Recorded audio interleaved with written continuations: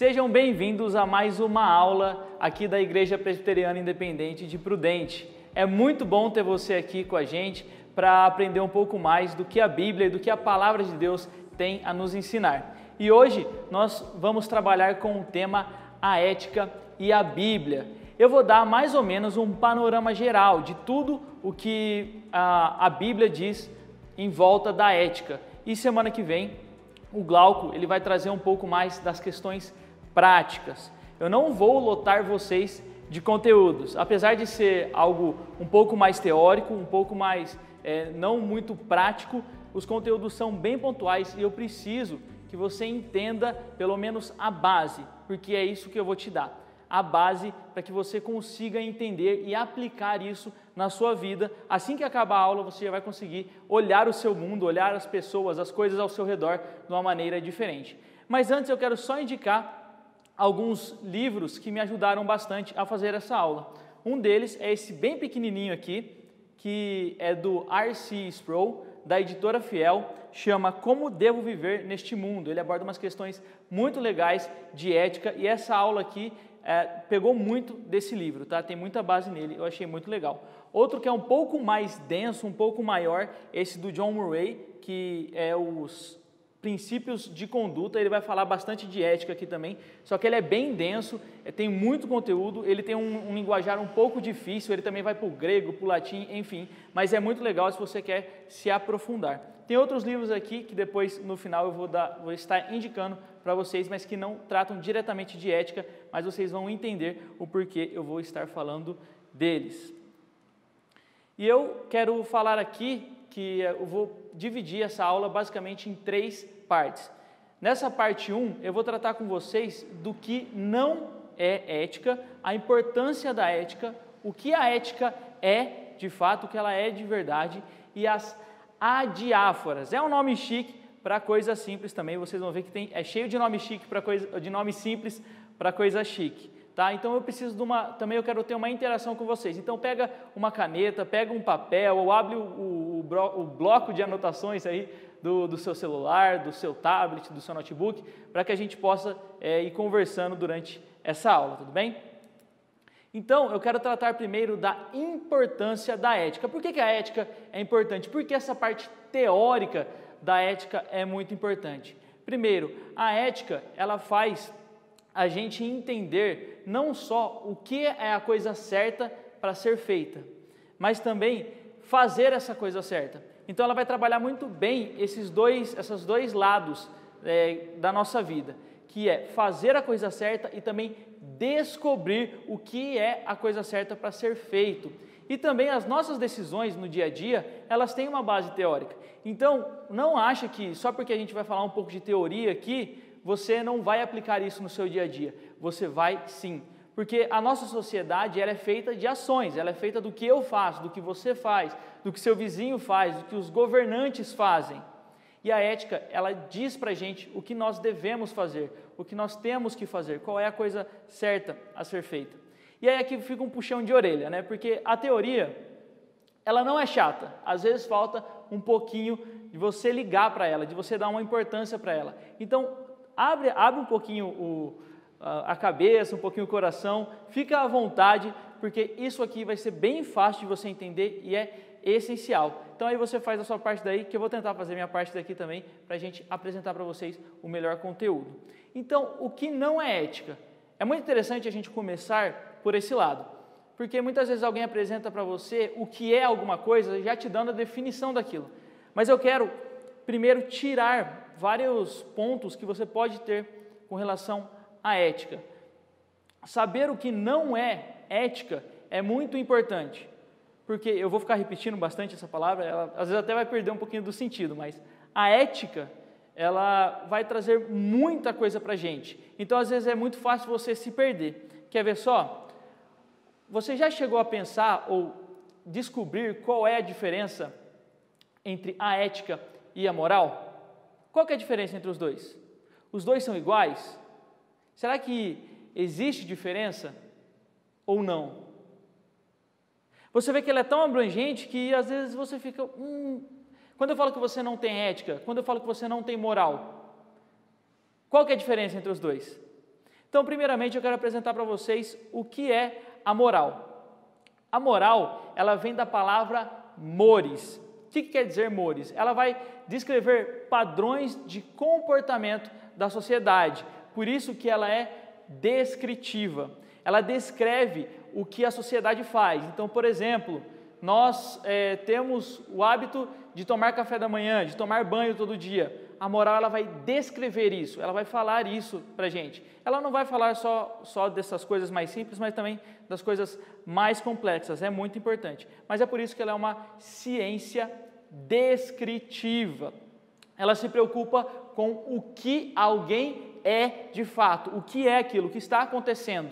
Ela não vai fazer um juízo de valor, ela não vai pensar se aquilo é certo, se aquilo é errado, ela só vai descrever o que é. Ela descreve o que realmente as pessoas fazem, por isso ela também indica, ela mostra para você o que as pessoas estão fazendo. Ela se importa mais com o ser, o que a pessoa é. Ela se formou onde, por exemplo? Ela é um advogado? Ela é um professor? O que ela faz? Não há nenhum juízo, você não chega a dizer se é certo ou se é errado pela ótica da moral. Por isso que ela é muito relativa, por isso que ela muda muito. Ter cabelo longo, antigamente, significava uma coisa, né? Pelo menos para as mulheres, e ter o cabelo curto também. Hoje já mudou, você ter o cabelo curto não significa que você é uma pessoa rebelde, né? Hoje também muitas vezes o conceito da pessoa ter tatuagens, o preconceito já às vezes acaba com o passar do tempo. Isso é com relação à moral e não com a ética. Por quê? O que a ética é? A ética, ela vem do grego ethos e quer dizer estábulo. Então é um lugar para pôr cavalo, é isso que ética é. Não, ela quer dizer, e a palavra estábulo, ela queria dar essa indicação de que é um lugar de habitação, de permanência, algo estável, algo que não muda muito, ou não muda de jeito nenhum. Então, a ética, você vai ver que ela é algo mais normativo, ou seja, ela diz o que a gente tem que fazer, mas ela não descreve aquilo que a gente faz. E aí é que a moral e a ética, elas se complementam. Enquanto a ética, ela diz que o que você deve fazer, as suas obrigações e os seus deveres, a moral, por outro lado, ela vai falar o que você está fazendo. Então, as duas são muito complementares aí. A ética também, ela é a base para os imperativos e ordens. O que é esse imperativo e ordem? É o faça, não faça, entendeu? É mais ou menos nisso que ela vai trabalhar, em você fazer ou não fazer alguma coisa. Ela vai ser a base para tudo isso. Por que você faz isso? A ética vai te dar a base. Por isso que ela se preocupa mais com o dever. Vou dar um exemplo aqui. Houve um acidente de carro. O que a moral vai falar? Houve um acidente de carro, um carro bateu no outro. O que a ética vai falar? O motorista deveria ter prestado mais atenção.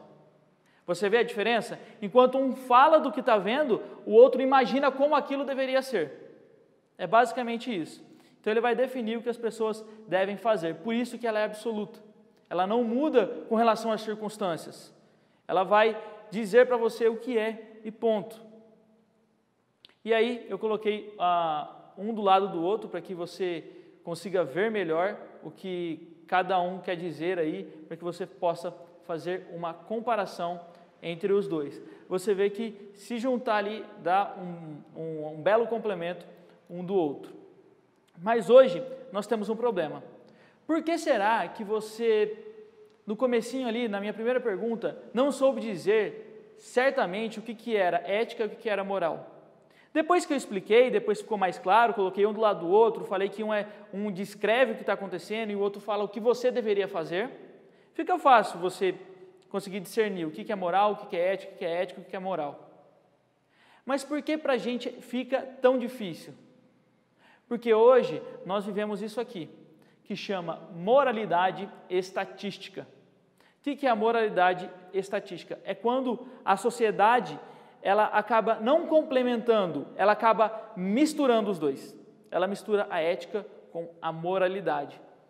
Então, os imperativos acabam dependendo da sociedade. O que a sociedade faz? O que eu quis dizer com isso? quando os hiperativos dependem da sociedade. Agora não é a ética que vai dizer o que deveria ter sido feito, é a sociedade que vai dizer isso conforme ela vai praticando as coisas. Eu vou exemplificar daqui a pouquinho. Por quê? O que está escrito aqui? O bom é igual a moral, é igual ao normal, perdão. Bom é igual ao normal e o normal é igual à média estatística. Ou seja, tudo que as pessoas fazem é bom. Quando você mistura com a moral e a ética, vira a moralidade estatística, tudo que as pessoas fazem é algo bom. E tudo que é bom, tudo que é normal, deve ser feito. Fica esse raciocínio. Ou seja, por exemplo, o adultério. Se todo mundo à minha volta pratica adultério, isso se tornou algo que? Normal. E se é normal, quer dizer que é bom. A mentira. Se todo mundo mente, por que eu não vou mentir? Você deve ouvir argumentos, você já deve ter usado vários argumentos desse tipo. Isso é porque a moralidade estatística está fazendo parte da sua cabeça. E nós temos que tirar isso. Porque o raciocínio que ela faz o normal é determinado pelo tanto de pessoas que faz aquilo, pela estatística daquilo. E o normal é humano, e o que é humano é bom. E o que não é normal não é humano, e o que não é humano é mal. É basicamente esse raciocínio da moralidade estatística. Eu vou fazer, o problema, e eu vou fazer um paralelo com a nossa realidade, o problema é que muitas vezes quem pratica o que é o certo acaba sendo a pessoa errada, sendo a pessoa má, sendo a pessoa que é retrógrada, sendo a pessoa que é fundamentalista, que é religiosa. Vou dar um exemplo básico para vocês, o sexo antes do casamento. Nós temos hoje em dia que como todo mundo faz o sexo antes do casamento, isso é normal, e se é normal é bom. Só que o valor inverteu tanto que se eu chegar em alguém, em algum adolescente, algum jovem e dizer que eu prefiro casar primeiro para depois ter relações sexuais, as pessoas fazem piada de mim, as pessoas zoam de mim. Por quê? Porque isso não é normal, e o que não é normal não é humano, e o que não é humano é mal. Você vê que os valores invertem completamente, e aí a sociedade acaba praticando essas coisas, e nós como cristãos, acabamos incorporando isso nas nossas igrejas, nos nossos lares, nas nossas casas e achando que tudo é normal porque todo mundo faz. E isso é um problema de que nós não sabemos o que é moral e o que é ética. E aí eu quero ir para a última parte, o último slide da parte 1, que envolve as adiáforas, que é um dos problemas maiores com relação à ética. Você quer falar de problemas com relação à ética, você vai tratar de adiáforas. Mas é um nome chique para algo muito, mas muito simples. As adiáforas, diásporas é outra coisa, eu falei errado. As adiáforas, elas são aquilo que nós não podemos classificar nem como algo bom, nem como algo ruim. A gente não pode nem classificar como pecado e nem como virtude. Por quê? Porque elas estão ali numa zona neutra, numa zona cinza. A gente não sabe muito bem o que está acontecendo. Por exemplo, eu vou jogar ping-pong. Isso é bom ou isso é ruim? No começo ele está numa zona neutra. Você não pode falar para mim que ele é bom ou que ele é ruim. Você pode falar que pode ser legal isso. Mas por que você quer jogar ping-pong?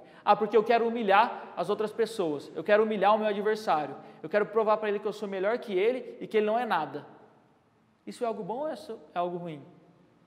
Você vê que algo neutro foi para o lado do pecado, lado da humilhação, lado da ganância, da autopromoção. Agora, se você fala assim, eu vou fazer ping-pong porque eu quero melhorar a minha atividade física, eu gosto disso, eu vou brincar com o meu filho, eu vou brincar com o meu irmão de ping-pong, isso é algo bom, isso molda relacionamento, você consegue conversar com as pessoas ali brincando, e isso vale para várias coisas. Eu quero fazer um instrumento, eu quero tocar um instrumento, eu quero trabalhar em determinada área, são todas zonas neutras, a maioria delas. Só que o que vai determinar se elas vão para um lado ou vão para o outro é a sua aplicação com relação àquilo. Elas trazem essas adiáforas, elas trazem tantas dúvidas nas questões éticas que muitas vezes elas confundem até os mais intelectuais. E aqui tem um exemplo, ele é um pouquinho extenso, mas para que você venha entender ou até que nível pode chegar as adiáforas. Existia, eu vou colocar aqui em um momento hipotético, mas provavelmente pode ter acontecido. O João e a Maria, eles foram capturados pelo exército nazista. E aí eles eram judeus e eles foram separados ali no momento em que eles chegaram no campo de concentração. E aí um soldado chega na Maria e fala o seguinte: se você não dormir comigo, se você não tiver relações sexuais comigo, eu vou matar o João, que é o seu marido. Ela vai e tem relações sexuais com ele e acaba a guerra. Eles não são mortos, eles são resgatados. E aí João fica sabendo que Maria fez isso. No dia seguinte ele vai e pede divórcio dela para a igreja. Você acha que a igreja deveria dar o divórcio ou não? Se você olhar por um lado, foi adultério. Ela teve relações sexuais com outro homem. E muitos pastores, ao se depararem com essa situação, com esse caso, disseram que o adultério seria válido para João. Mas se você colocar sobre outra perspectiva, e se tivesse sido um estupro? Será que João poderia pedir a carta de divórcio? Pedir o divórcio? Certamente que não. Mas se você analisar o caso, será que o soldado não fez isso? Será que o soldado não forçou Maria, não coagiu Maria, não fez com que Maria fizesse algo que ela não queria fazer, só para poder salvar o seu marido? Isso também não pode ser enquadrado no caso de estupro? Olha só até onde a diáfora pode ir. Eu sou da última posição, entendo que nesse caso ele não poderia pedir o adultério, porque foi um caso de estupro, ela foi coagida, ela foi obrigada a fazer aquilo, senão o marido dela iria morrer.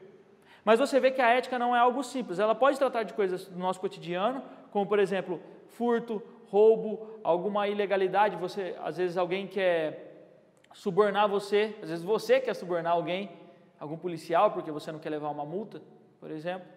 Vai nesses exemplos do nosso dia a dia, mas se você quiser também, ela vai para os extremos. A ética é muito ampla com relação a isso, foi por isso que eu alertei no começo da aula que é muito bom a gente saber, muito bom a gente saber o que é ética e o que não é ética, tudo bem?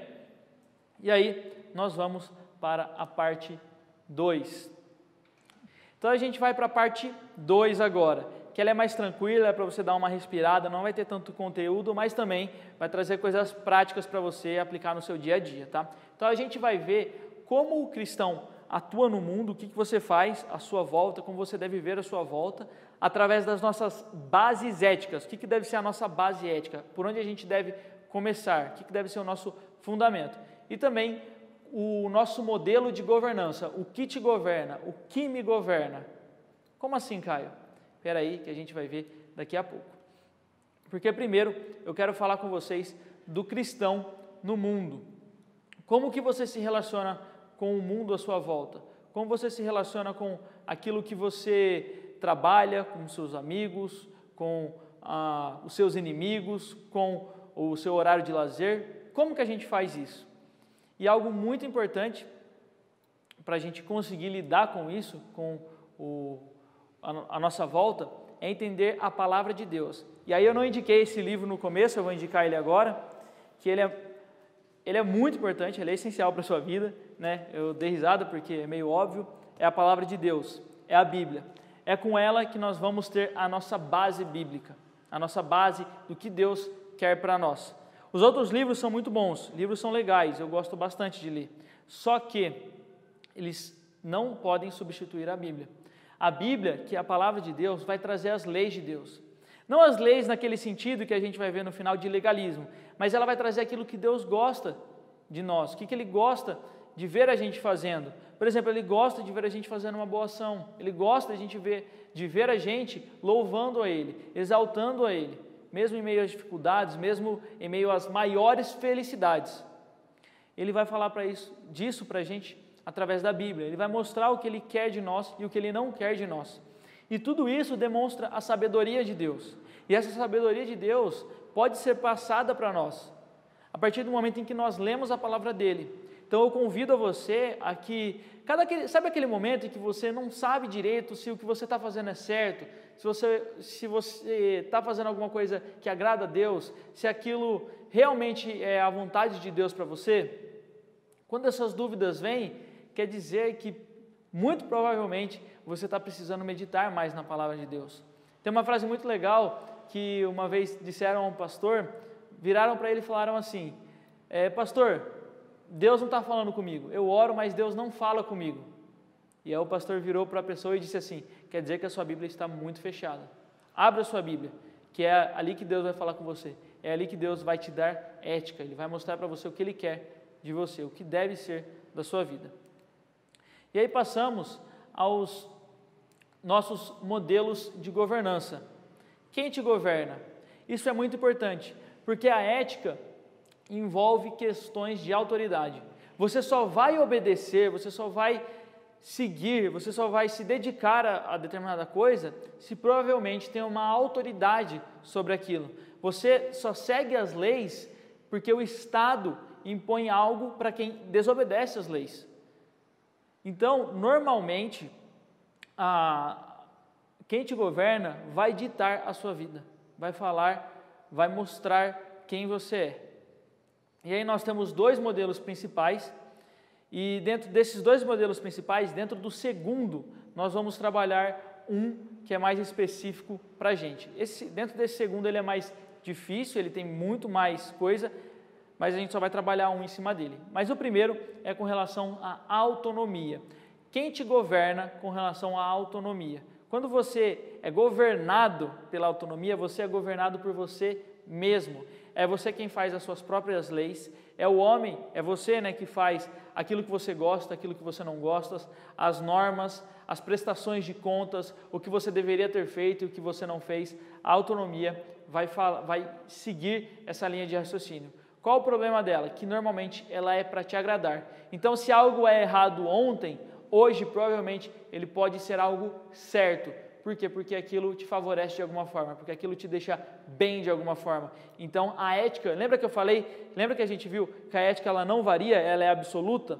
Nesse caso, a ética começa a ser variável, porque pelo seu gosto, você vai mudar aquilo que você queria ser, aquilo que você deveria ser. Esse não é o modelo que nós cristãos temos. O nosso modelo, ele vai estar dentro desse segundo tipo de governança, que é o da heteronomia. Ele quer dizer que nós somos governados por outra pessoa. Por isso que eu falei, ou por outro, no geral, pode ser pessoa, instituição e até mesmo Deus. Por isso que eu falei que ele é bem amplo, ele pode abranger qualquer tipo de situação. Você pode ser governado pelos seus pais, você pode ser governado pelas suas emoções, é sempre por outra coisa a não ser você mesmo. Então você sempre vai depender de outro para prestar contas, para entender as normas, para entender as regras, as leis, aquilo que você deve fazer, aquilo que você deve deixar de fazer, se você fez algo errado, se você fez algo certo. É tudo com relação ao outro. Normalmente nós temos isso na nossa sociedade. O Estado representa muito bem isso. Ele diz para você o que você deve, o que você não deve fazer. Ele deixa umas coisas em aberto que você, se você quiser, você faz, se você quiser, você não faz. Mas nós, cristãos, somos governados por outro, mas através da teonomia. O que quer dizer teonomia? É Deus governando. É outro que te governa. Quem que é esse outro que te governa? Deus. Ele é o que vai dizer para você que o que é certo, o que é errado, o que você deve fazer, o que você não deve fazer. Ele é que vai te dar as bases para isso, através da Bíblia, através da palavra dele, através dos estudos que você pode ter também por outras pessoas que interpretaram a Bíblia, que entendem a Bíblia e que querem passar para você um conhecimento bom. E aqui é muito interessante que vários ateus que acabaram com o conceito de Deus, como por exemplo Nietzsche, Freud, dentre outros, você vê que essas pessoas elas têm muitas afirmações duras com relação à ética, quando nós acabamos com Deus. Se não me engano foi Nietzsche, mas eu acho que foi Nietzsche, tá? Foi Nietzsche ou Freud ou alguém mais ou menos nessa linha aí, né? Nesse tempo deles. Disse que sem Deus, o único fim possível, o único resultado possível da reflexão da ética é o caos. Ou seja, nós não temos ética sem Deus. porque cada um pode fazer a sua própria ética, é aquela autonomia, cada um pode fazer o que quiser e o que achar bem e o que achar de melhor e está tudo bem, não tem nenhum problema com isso. Essa é a visão da autonomia, quando você tira Deus, porque se Deus não existe, todas as coisas são permissíveis, você pode fazer o que você quiser, que não tem problema algum. Se Deus não existe, não há regras, não há leis, não há normas, não há pessoa para quem você precisa prestar contas, não há pessoa para quem você precisa se explicar, porque no final de tudo, se Deus não existe, o resultado vai ser a morte mesmo, você vai morrer e não vai acontecer mais nada com você. Então você não vai ter nenhuma consequência pesada com relação àquilo. O máximo que vão poder te fazer é outras pessoas poderem te fazer mal, o Estado fazer alguma coisa com você, mas em última instância mesmo você ia morrer de qualquer jeito. Esse é o raciocínio deles, tá? Você ia morrer de qualquer jeito, então não teria nenhuma punição, nada de errado para você, então você pode fazer o que você quiser. Basicamente, essa é a visão de quem tira Deus da jogada. Mas também existe um problema, e quando nós obedecemos às regras de Deus, simplesmente porque a gente quer, simplesmente porque não tem nenhuma vontade, na verdade, né? A gente obedece às regras de Deus pelas regras de Deus, nada mais.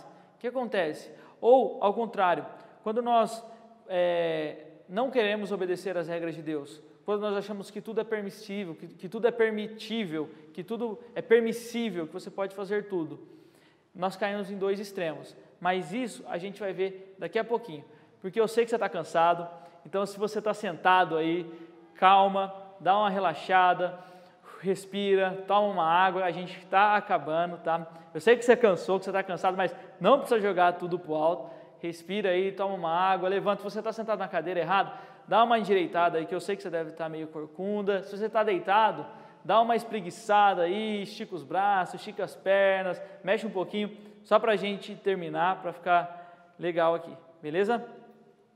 Vamos lá para a parte 3. O que a gente vai ver dentro dessa parte 3 para finalizar com vocês?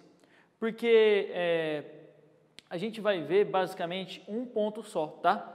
Um ponto que vai abranger dois conceitos, diferente dos outros ali que a gente já viu várias coisas dentro de uma parte só. Aqui a gente vai ver o antinomianismo e o legalismo.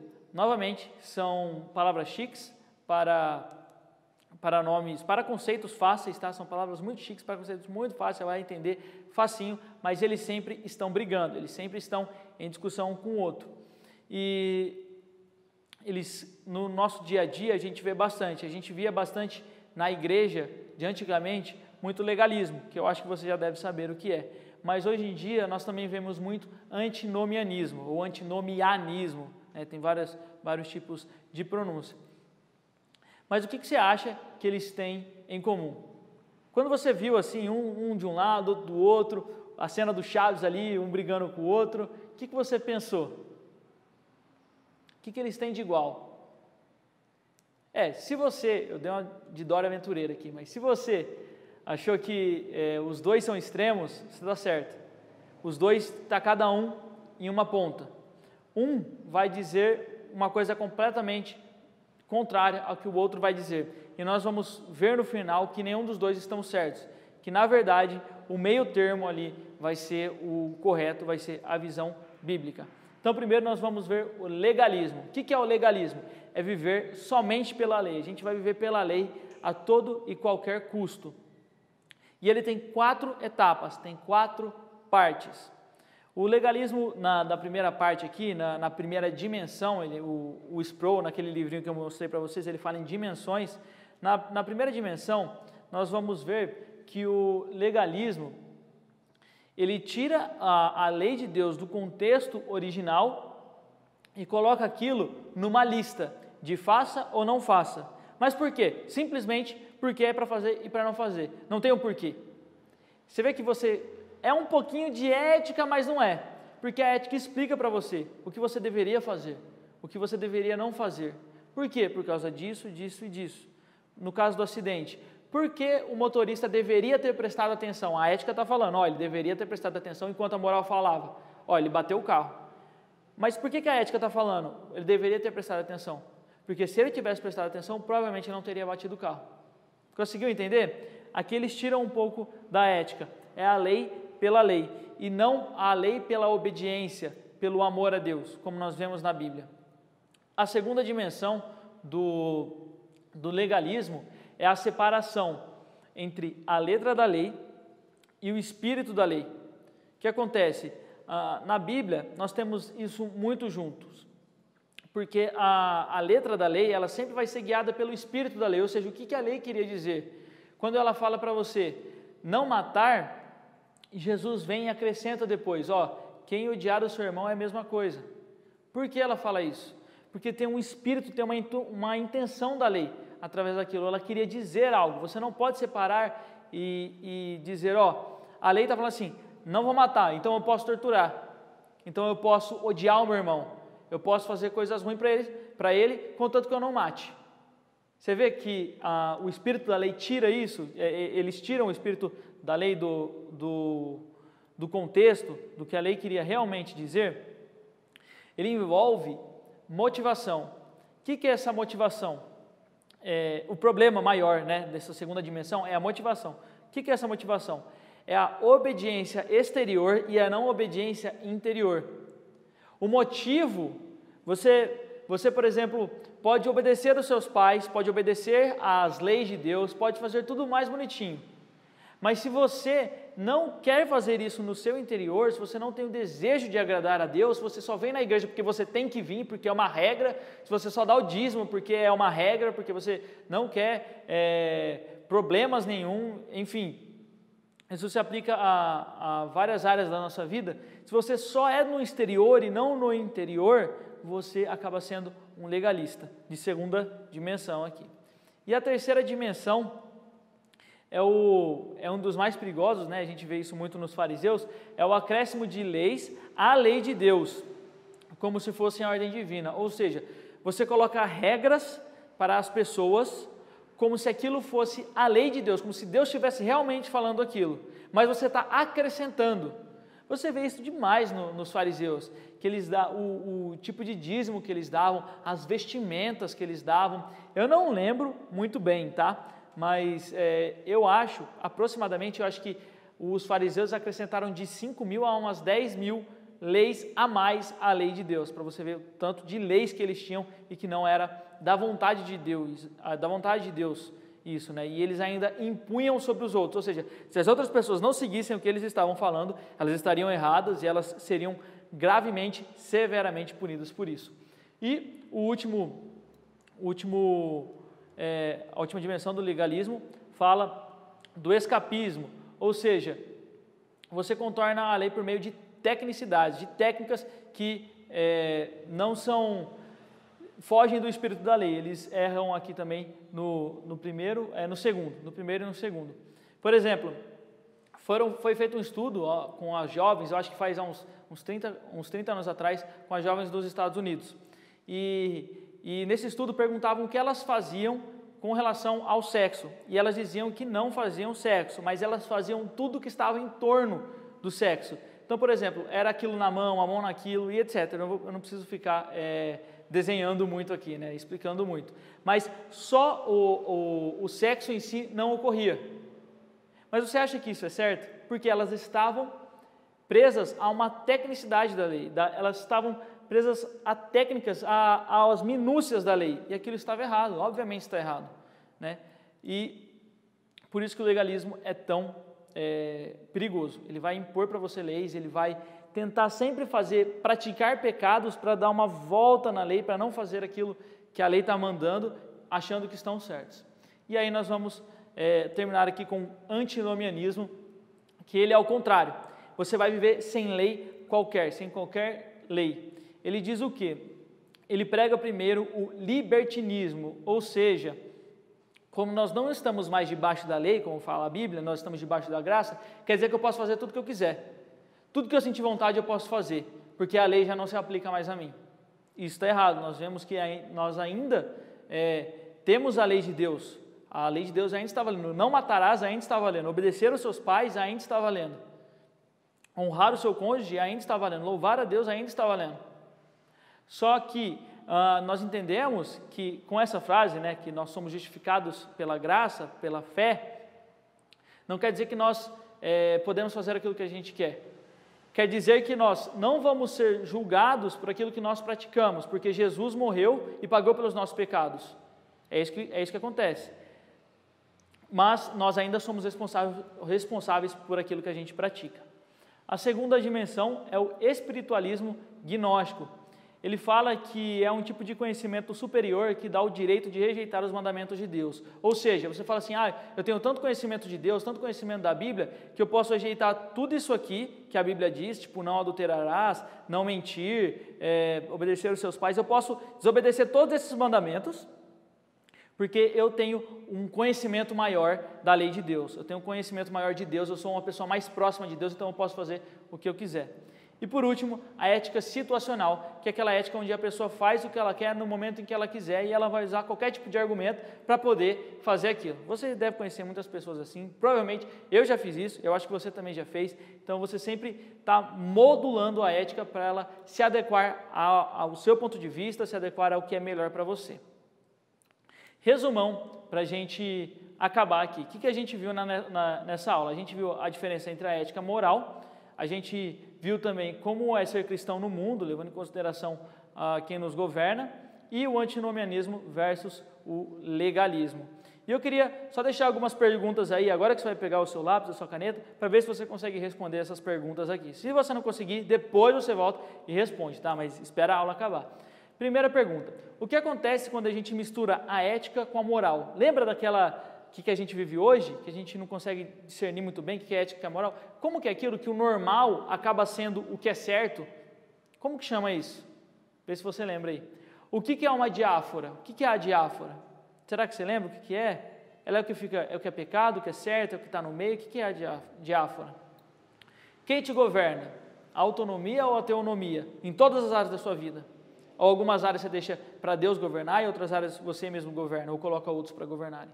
Por fim, qual a diferença básica entre o antinomianismo e o legalismo? Qual que fica mais perto da lei, qual que segue a lei pela lei e qual que não quer saber da lei? Qual desses dois? Vê se você consegue responder. Se você não conseguir, dá uma voltada lá e assiste essas partes de novo para você ver se você lembra, tá? E aí, a conclusão que eu queria deixar para vocês, que a gente viu que a ética ela não é algo tão fácil, apesar dela ser simples, conceituando você consegue entender, mas ela não é algo tão fácil quanto um certo ou errado. Tem várias situações onde você vai ter que analisar para ver o que a Bíblia diz sobre aquela situação específica. Lembra da situação do estupro lá da Maria com relação ao José? Se você vê de fora, você acha que é adultério, mas se você chegar mais pertinho para analisar, você vê que foi um caso de estupro. Então a ética ela vai trabalhar com todas essas questões. Quanto o certo e errado e que ela traz muitas implicações para a nossa vida na prática. Por isso que eu falei, quando você sair daqui, você vai começar a olhar o seu mundo de forma diferente, de uma maneira diferente. Os cristãos devem se envolver com a ética para poder influenciar o comportamento do mundo à sua volta. Então você tem que influenciar a ética das outras pessoas, você tem que mostrar Deus para elas, você tem que falar de Deus para elas e também demonstrar o que é a ética, o que deveria ser feito. Não fica assim, é isso mesmo, ele sempre foi assim. Não, você tem que se mover, porque aí você pelo menos tenta influenciar o comportamento das pessoas, e influenciando o comportamento das pessoas, você consegue influenciar na sociedade. Por fim, eu queria deixar duas frases aí, essa primeira é da Elizabeth Gomes, e a segunda é um versículo da Bíblia.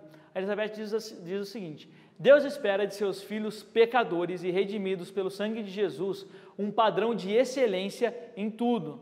Deste lado da glória, não atingiremos a perfeição no sentido de não pecarmos, mas somos aperfeiçoados a cada dia, à medida que nos achegamos àquele que cumpre em nós o querer e o realizar. Aqui o versículo de Romanos 6,4, Paulo falando para os romanos e para a gente também, né? Fomos, pois, sepultados com ele, com Jesus, na morte pelo batismo, para que, como Cristo foi ressuscitado dentre os mortos pela glória do Pai, assim também andemos nós em novidade de vida. Ou seja, nós devemos acompanhar Jesus e mudar a nossa vida para nos adequarmos aos padrões de ética de Deus, não os nossos, porque nós somos governados por Deus. Eu queria agradecer a oportunidade de estar fazendo essa aula, agradecer a igreja, agradecer ao pastor Rodrigo, porque me deu essa oportunidade. Agradecer o Eduardo, que está aqui também, editando tudo, o Zeke, que me ajudou aqui na questão dos slides, enfim, o apoio todo da igreja, e agradecer principalmente a você que está nos assistindo, porque se você não estivesse assistindo, isso aqui não estaria acontecendo, a gente teria desistido faz tempo. Então eu quero seu comentário, por favor, fala o que você gostou da aula, o que você não gostou, as suas dúvidas. Estou completamente disponível para tirar as suas dúvidas. Eu tenho vários outros livros aqui para te indicar, só para você dar uma olhadinha, para que você possa aplicar eles na sua vida. Então eu vou mostrar uns livros aqui para você, rapidinho, para você entender basicamente até onde a ética vai. Esse aqui, ó, Educação Escolar, do Solano Portela, livrinho pequenininho pela Visão Cristã, muito legal, vai mostrar um pouquinho da nossa visão sobre a educação escolar, o que a Bíblia diz sobre isso. Cristianismo e Cultura, pela Norma Braga, também pela Visão Cristã, é muito legal como que nós relacionamos o cristianismo e a cultura, e também tem bastante de ética aqui. Plena Satisfação em Deus, lembra que a gente falou de Teonomia, do John Piper, aqui pela Editora Fiel, também muito legal, indico. Esse aqui é para quem está em dúvida com relação ao feminismo de hoje em dia. Hoje nós vemos bastante esse feminismo de terceira onda, e o socialismo, a influência do marxismo na nossa cultura. Esse livro aqui, Judith Butler, do meu amigo Caio, meu xará, Caio Marcos, aqui pela editora 371, com selo Episteme, capa dura, bonitão, bem legal também para você entender basicamente o que está acontecendo hoje em dia no mundo. Ele fala de uma maneira fenomenal e simples também, você consegue entender, tá? Esses dois aqui, O Dom Criativo e a Arte Moderna e a Morte de uma Cultura, do Huckmacher, ele vai falar basicamente do cristão e a arte, e como que a arte molda a nossa cultura, qual que é a ética da arte, o que ela traz para a gente. Esse aqui é o mais geralzão, que eu indico para se você estiver começando. Esse aqui, ele é mais específico para a arte mesmo, tá? E por fim, esse aqui, Visões e Ilusões Políticas, do David Koyzis. Ele é muito legal também, que ele vai tratar como o cristianismo ele consegue ver a política, como que nós nos relacionamos com a política. Todos esses livros e muito mais aí a gente tem para ajudar a gente a entender mais a Bíblia, o que a Bíblia diz sobre esses assuntos. Eu podia trazer vários outros aqui, ficar uns 50 minutos falando para vocês, mas é que esses aqui é o que eu tinha na mão e que eu quero que você pelo menos pegue um desses, tem dos pequenininhos aos maiores, pegue um e tenta ler nesse final de ano aí, porque eu tenho certeza que vai engrandecer demais a sua vida. Tudo bem? Um abração para vocês e até a próxima.